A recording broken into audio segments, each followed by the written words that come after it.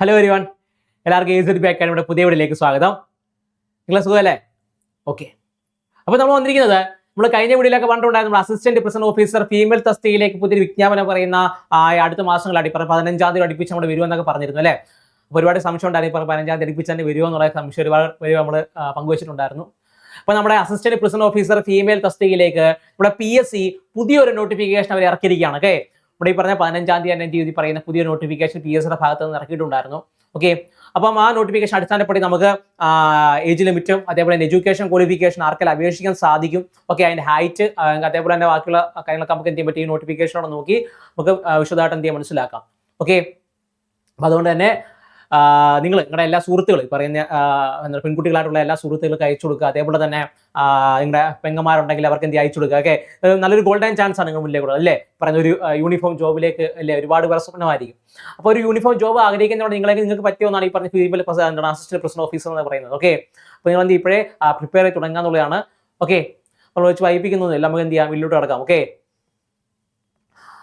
അപ്പം നമ്മുടെ PSC നമ്മുടെ അടുത്തിടെ കൊണ്ടുപോകാനുള്ള നോട്ടിഫിക്കേഷൻ വിശദമായിട്ട് നോക്കുകയാണെങ്കിൽ കാണാൻ സാധിക്കും. നമ്മുടെ ഫീമെയിൽ അസിസ്റ്റന്റ് പ്രസിഡന്റ് ഓഫീസറിന്റെ ഗസറ്റഡ് ഡേറ്റ് എന്ന് പറയുന്നത് 15/9/2025 അല്ലേ? അത് 15/9/2025 അസിസ്റ്റന്റ് ഫീമെയിൽ പ്രസിഡന്റ് ഓഫീസറിന്റെ ഗസറ്റഡ് ഡേറ്റ് ആണ് നൽകിയിട്ടുണ്ടായിരുന്നത്.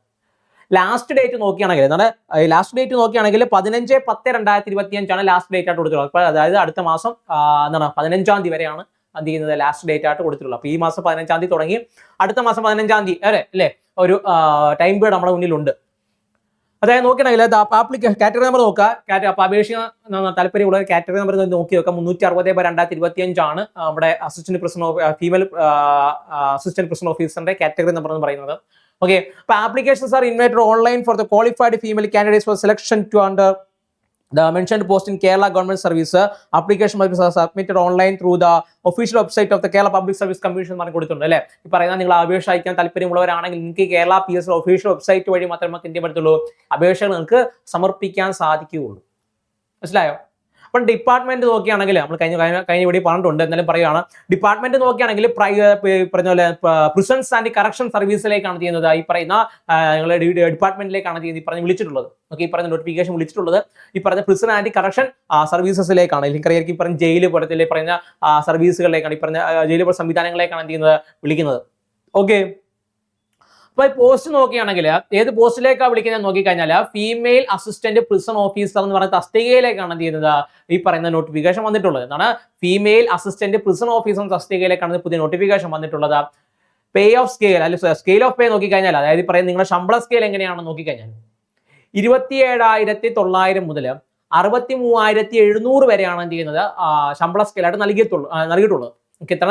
27,900 മുതൽ 63,700 വരെയാണ് എന്ത് നൽകിയിട്ടുള്ളത്, ആ ശമ്പള സ്കെയിലായിട്ട് നൽകിയിട്ടുള്ളത്. ഓക്കെ, അതേപോലെ തന്നെ വേക്കൻസിയുടെ എണ്ണം വേക്കൻസിയുടെ എണ്ണം എന്ത് ചെയ്യുന്നില്ല, പറഞ്ഞിട്ടില്ല.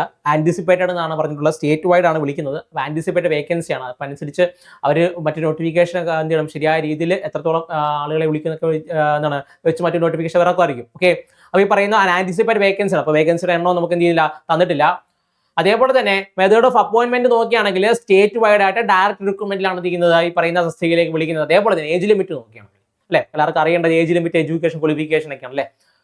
അപ്പോൾ ഏജ് ലിമിറ്റ് നോക്കുകയാണെങ്കിൽ 18 മുതൽ 36 വയസ്സിനിടയിലുള്ള പെൺകുട്ടികൾക്ക് എന്ത് ചെയ്യാൻ പറ്റും, ഈ പറയുന്ന തസ്തികയിലേക്ക് അയക്കാൻ സാധിക്കുന്നതാണ് അല്ലേ. പറയുന്ന ഫീമെയിൽ അസിസ്റ്റന്റ് പ്രസിഡന്റ് ഓഫീസറിലേക്ക് 18 മുതൽ 36 വയസ്സിനിടയിലുള്ള പ്രായമുള്ള പെൺകുട്ടികൾക്ക് എന്ത് ചെയ്യാൻ പറ്റും, ഈ പറയുന്ന തസ്തികയിലേക്ക് അയക്കാൻ സാധിക്കും. 18 മുതൽ 36 വയസ്സ് വരെയാണ്. അപ്പം നിങ്ങൾ ഈ പറഞ്ഞ ഡേറ്റ് ഓഫ് ബർത്തിന് അല്ലേ എന്താണ് സംശയമുള്ളവരാണ് ഈ പറഞ്ഞ ഈ ഡേറ്റ് ഓഫ് ബർത്തിൽ ഞാൻ ഈ പറഞ്ഞ 89 തന്നെ ജനിച്ചവരാണ്. ഈ പറയുന്ന 2007 തന്നെ ജനിച്ചവരാണ്. അപ്പൊ എനിക്ക് അങ്ങോട്ടും ഇങ്ങോട്ടൊക്കെ മാറുന്ന സംശയം ഓരോരുത്തർക്കും കാണും. അതായത് കറക്റ്റായിട്ട് പറയുകയാണെങ്കിൽ 2/1/1989 മുതൽ 1/1/2007 ഇടയിൽ ജനിച്ചിട്ടുള്ളവർക്ക് എന്ത് ചെയ്യാൻ പറ്റും, ഈ പറയുന്ന തസ്തികയിലേക്ക് അയക്കാൻ സാധിക്കും എന്നുള്ളതാണ്. എന്നാൽ 2/1/1989 1/1/2007 ഇടയിൽ ജനിച്ചിട്ടുള്ളവരാണല്ലോ. ഓക്കെ, ഈ പറഞ്ഞ 2007 ഈ പറഞ്ഞ 1/1/2007 ശേഷം ജനിച്ചവർക്ക് അയക്കാൻ സാധിക്കില്ല. അതേപോലെ തന്നെ 1/1/1989 അതിന് മുമ്പ് ജനിച്ചവർക്ക് എന്ത് ചെയ്യാൻ പറ്റില്ല, അപേക്ഷ അയക്കാൻ സാധിക്കുകയില്ല. ഈ പറഞ്ഞ 2/1/1989 1/1/2007 ഇവിടെ ജനിച്ചവരാണെങ്കിൽ എന്ത് ചെയ്യാൻ പറ്റും, നിങ്ങൾക്ക് ഈ പറയുന്ന തസ്തികയിലേക്ക് നിങ്ങൾക്ക് എന്ത് ചെയ്യാൻ പറ്റും, അപേക്ഷിക്കാൻ സാധിക്കുന്നതാണ്. ഓക്കെ, അതേപോലെ റിലാക്സേഷൻ ഉണ്ടെന്നുള്ള സംശയം വരും, അത് നമ്മൾ പറയാം.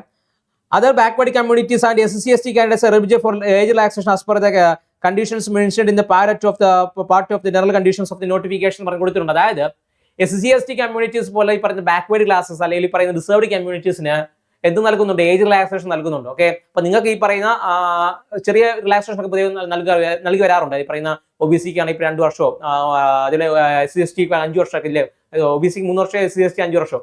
ഈ പറയുന്ന ഒരു രീതിയിൽ എന്ത് ചെയ്യുന്നുണ്ട്? പൊതുവെ എന്ത് ചെയ്യുന്നുണ്ട്? ഏജ് റിലാക്സേഷൻ കൊടുത്ത് കണ്ടിട്ടുണ്ട്. ഓക്കെ, അപ്പൊ അതുകൊണ്ട് തന്നെ നോട്ടിഫിക്കേഷനകത്ത് കറക്റ്റായിട്ട് പറയുന്നുണ്ട് ഈ ബാക്ക്വേർഡ് കമ്മ്യൂണിറ്റീസ് ആയിട്ടുള്ള SC/ST വിഭാഗത്തിൽ പെടുന്നവരാണെങ്കിൽ നിങ്ങൾക്ക് ഈ പറയുന്ന പാരാറ്റ് ഓഫ് ദി ജനറൽ കണ്ടീഷൻസ് പ്രകാരം നിങ്ങൾക്ക് എന്ത് ചെയ്യുന്നുണ്ട്? ഈ പറയുന്ന ഏജ് റിലാക്സേഷൻ നിങ്ങൾക്ക് ലഭിക്കുന്നുണ്ട്. ഈ പറയുന്ന 18-36 എന്ന് പറയുമ്പോൾ ഇച്ചിരി അങ്ങോട്ടും ഇങ്ങോട്ടും എന്ത് ചെയ്യും? നിങ്ങൾക്ക് റിലാക്സേഷൻ ലഭിക്കുന്നതായിരിക്കും. ഇപ്പോൾ 36 എന്ന് പറഞ്ഞാൽ 39 വയസ്സ് 40 വരെ ഉള്ളവർക്കൊക്കെ പറ്റും ഈ പറഞ്ഞ രീതിയിൽ എന്ത് ചെയ്യാൻ പറ്റും? അപേക്ഷിക്കാൻ സാധിക്കുന്നതാണ്. ഓക്കെ, മനസ്സിലാകുന്നുണ്ടോ? പറഞ്ഞ 39 വരെ ഉള്ളവർക്ക് ഈ പറഞ്ഞ 40 അടുപ്പിച്ച് വരുന്നവർക്കൊക്കെ എന്ത് ചെയ്യാൻ പറ്റും? ഈ പറയുന്ന രീതിയിൽ അപേക്ഷിക്കാൻ സാധിക്കുന്നതാണ്. ഓക്കെ, അതേപോലെ തന്നെ എഡ്യൂക്കേഷൻ ക്വാളിഫിക്കേഷൻ നോക്കുകയാണെങ്കിൽ അല്ലെ, പറഞ്ഞ ഏജിന്റെ കാര്യം നമ്മൾ പറഞ്ഞു. ഈ എഡ്യൂക്കേഷൻ ക്വാളിഫിക്കേഷൻ വിദ്യാഭ്യാസ യോഗ്യതയാണ് നിങ്ങൾക്ക് അറിയേണ്ടതെങ്കിൽ നോക്കുക. എഡ്യൂക്കേഷൻ ക്വാളിഫിക്കേഷൻ കൊടുത്തിട്ടുള്ളത് SSLC ആണ്. ഓക്കെ, 10ാം ക്ലാസ് ആണ് ഇവിടെ യോഗ്യതയായിട്ട് നൽകിയിട്ടുള്ളത്. അതായത് in addition to the qualification prescribed in the notification, qualification recognized by the executive orders and standing orders, government equivalent qualifications specified for a past and such those qualifications which are presuppose the acquisition of the lower qualification prescribed in the post shall not be sufficient for the post. The government orders declare equivalent higher qualification shall be produced as when they call for the commission എന്നുള്ളതാണ്. Okay, അതായത് 10ാം ക്ലാസ്സോ തത്തുല്യമായിട്ടുള്ള 10ാം class തത്തുല്യമായിട്ടുള്ള government അംഗീകൃതം, അത് ഉറപ്പാണ്.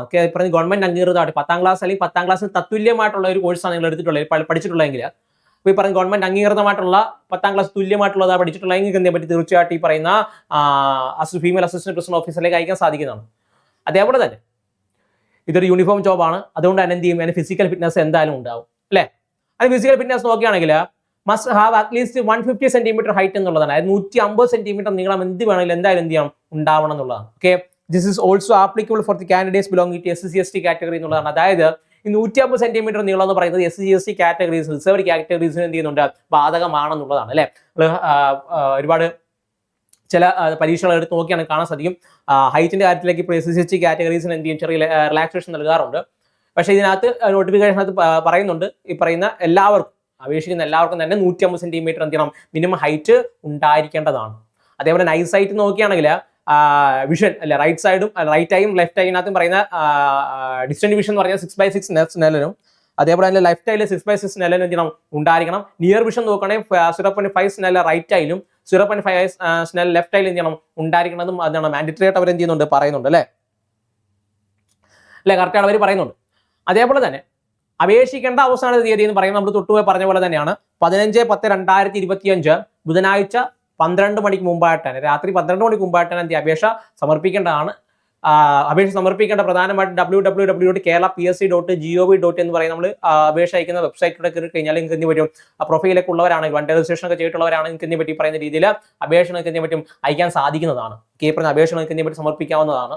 Okay, അപ്പൊ ഈ പറഞ്ഞ പോലെ തന്നെ ഇതിന് ഫിസിക്കൽ എക്സാമിനേഷൻ ആണ്. ഫിസിക്കൽ എക്സാമിനേഷൻ കാണും. ഓക്കെ, ഇതിന് പങ്കറിയാൽ ഈ പറഞ്ഞ യൂണിഫോം ജോലിയാണ് അല്ലെ, പ്രിസണിലാണ് ജോലി ചെയ്യുന്നത് അല്ലെ. അപ്പൊ അതുകൊണ്ട് തന്നെ ഈ ഫിസിക്കൽ ഫിറ്റ്നസ് എന്തായാലും കാണും. അപ്പൊ ഇച്ചിരി ഫിസിക്കലി ഫിറ്റ് ആയിട്ടുള്ളവർ, ഓക്കെ, ഫിസിക്കലി ഫിറ്റ് ആയിട്ടുള്ളവർക്ക് അതേപോലെ തന്നെ ഇപ്പൊ അവർ എന്താണ് പറഞ്ഞിട്ടുള്ള കുറെ മാനദണ്ഡങ്ങൾ പറഞ്ഞിട്ടുണ്ടല്ലോ ഫിസിക്കലിനൊക്കെ.